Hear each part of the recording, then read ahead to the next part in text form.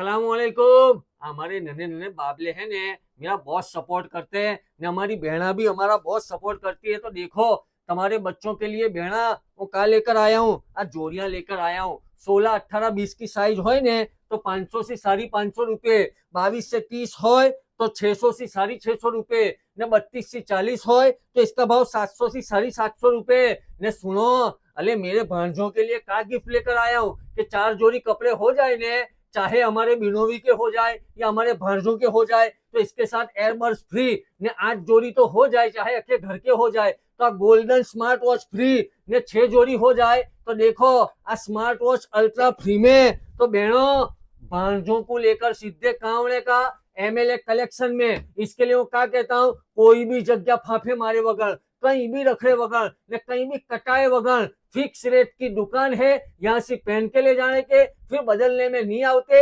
हाँ, कपड़े क्वालिटी में कार्गो ने बैगी को छोड़ के कुछ प्रॉब्लम हुई तो इंशाअल्लाह ताला अपने बदल लेंगे। अस्सलाम वालेकुम।